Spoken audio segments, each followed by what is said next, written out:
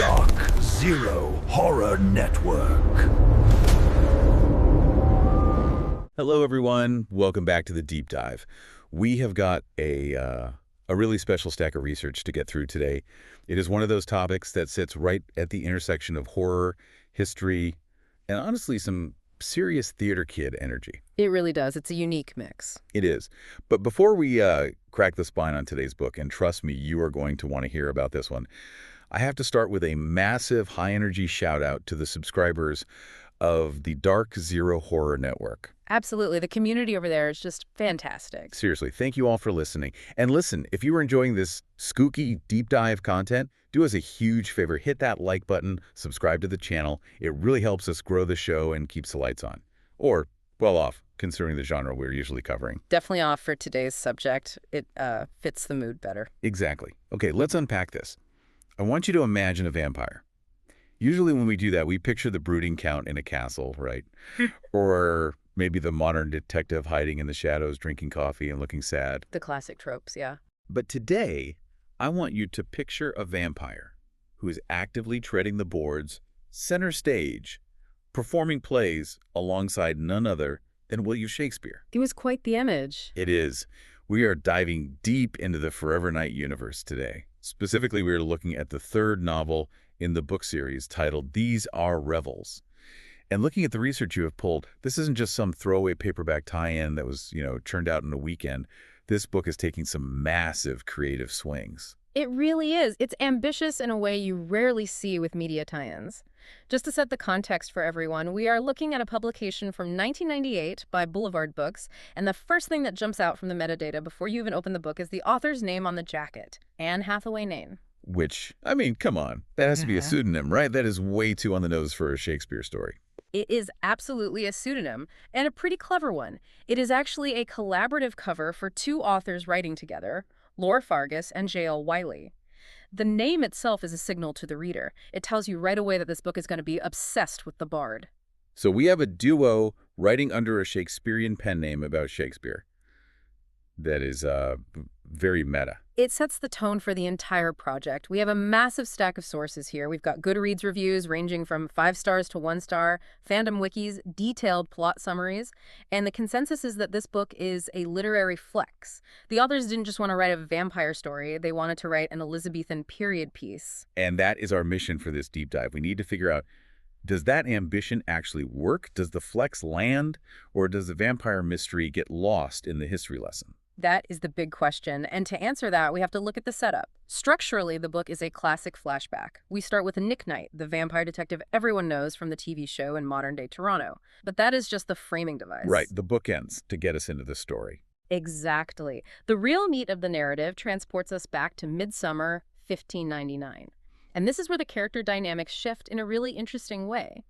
Usually, if you watch the show, you know Nick views his immortality as a curse. Oh, yeah. It's all about the thirst, the guilt, the brooding. He's usually pretty miserable about being undead. Precisely. But in 1599, the sources suggest he's having the time of his life. He is not just watching history, he is a player in it. He is acting in a company with his friend, Will Shakespeare. That is such a shift for him. Usually the tragedy of the vampire is that they can't connect, that they are isolated. But here, he is right in the thick of the artistic explosion of the Renaissance. He is, but the book uses that joy to create friction. Because while Nick is loving the Globe Theatre life, his sister in darkness, Jeanette, is having a terrible time. I saw the notes on this and it cracked me up. Jeanette is not a fan of London. Not even a little bit. She describes it as full of crudeness and filth. She spends the entire narrative longing for Paris, which she insists is the only civilized city.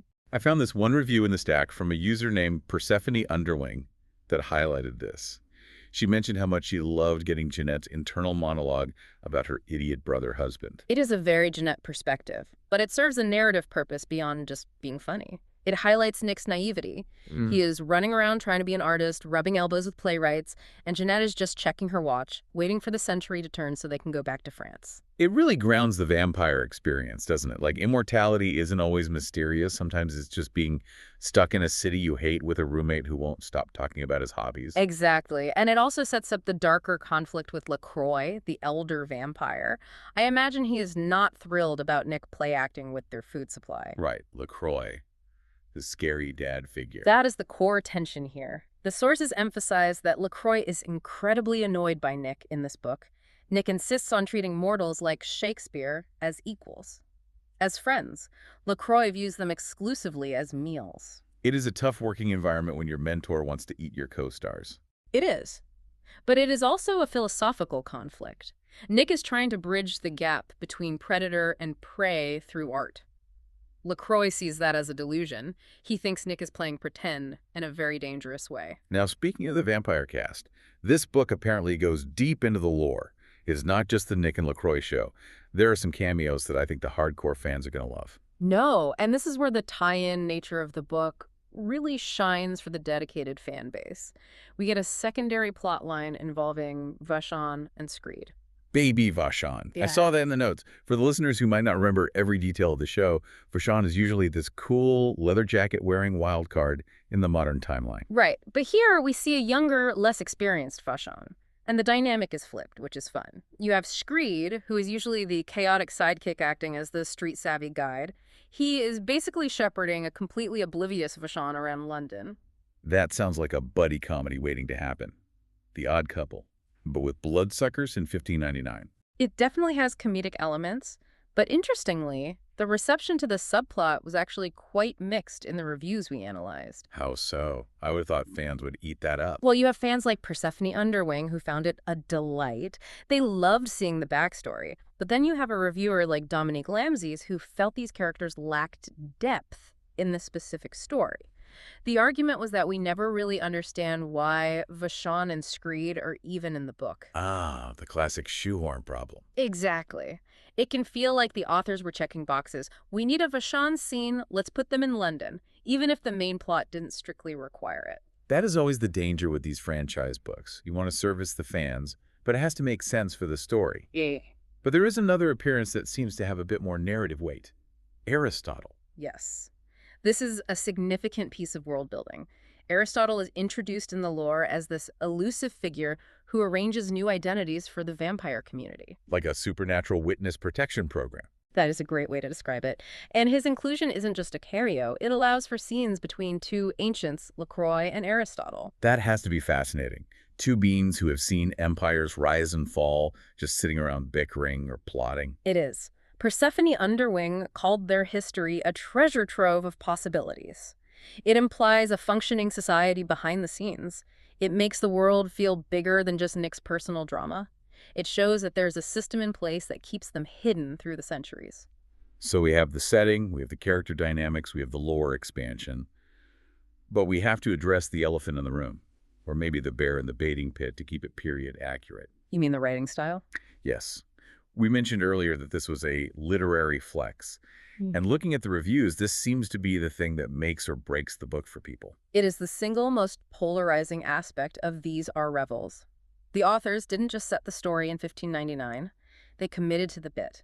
They wrote the dialogue and large chunks of the narrative in an Elizabethan dialect. Okay, so when you say dialect, are we talking a few these and thous sprinkled in for flavor? No. We are talking period, accurate vocabulary, sentence structures, and rhythm. It is dense. It mimics the cadence of Shakespearean plays. Yeah, it is ambitious. Extremely. And it split the readership into two distinct camps. We can call them the pro camp and the anti camp. Walk me through the pro camp first. Who actually enjoys reading a vampire mystery that requires a glossary? The pro-camp people, like Persephone Underwing or Debbie Emerson, view this as imaginative insight. For them, the difficulty is the point. It completes the immersion. If you are reading a book about Shakespeare, they want it to sound like Shakespeare. They want to feel like they have been dropped into the 16th century. It is atmospheric. I get that. Yeah. It's like watching a foreign film with subtitles. You accept the barrier because it takes you somewhere else. Right. It transports them. But then Yeah. you have the anti-camp. I saw some of these quotes. They were not holding back. Not at all.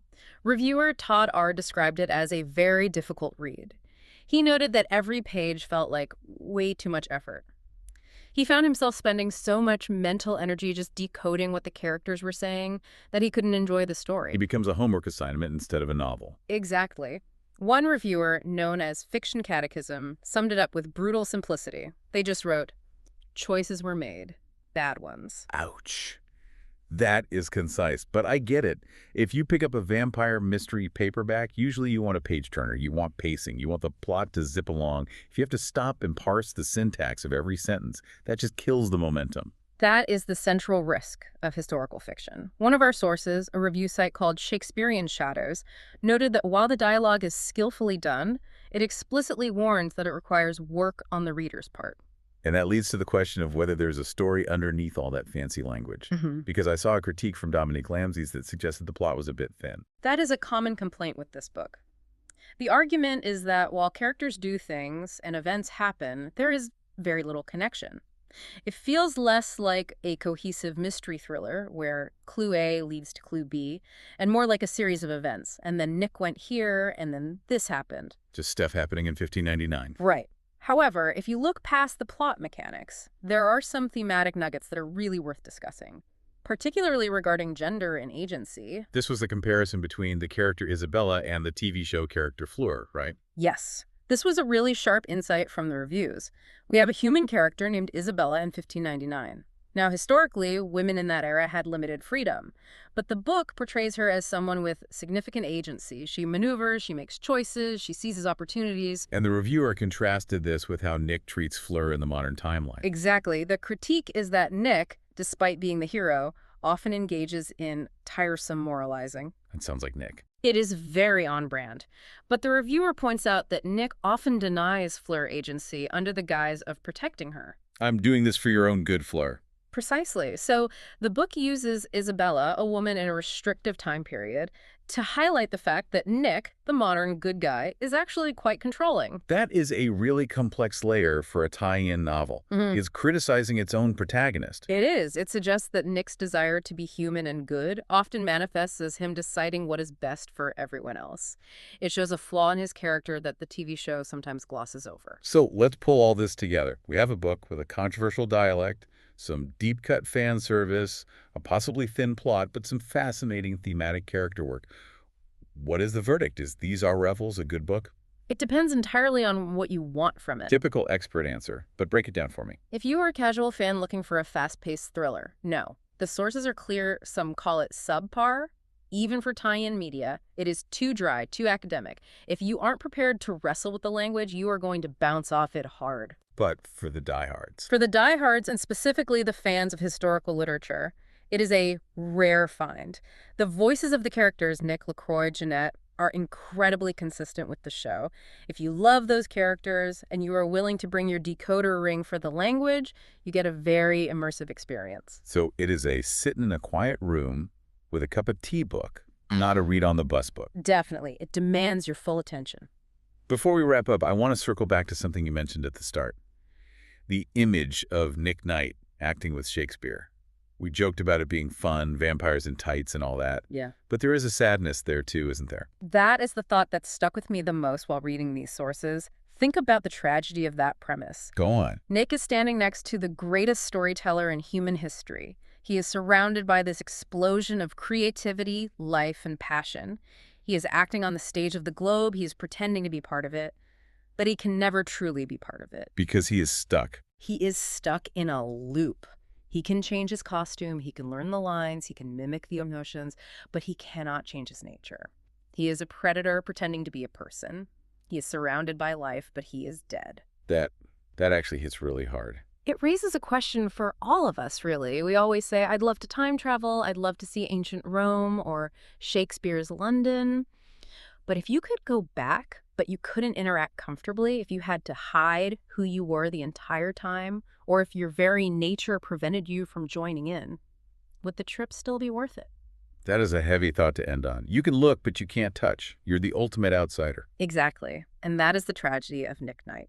Well, on that existential note, we're going to close the curtain on this deep dive into These Our Revels. Whether you decide to brave the Elizabethan dialect or skip this performance, we hope you enjoyed the analysis. Thanks for listening. Catch you on the next deep dive. Goodbye.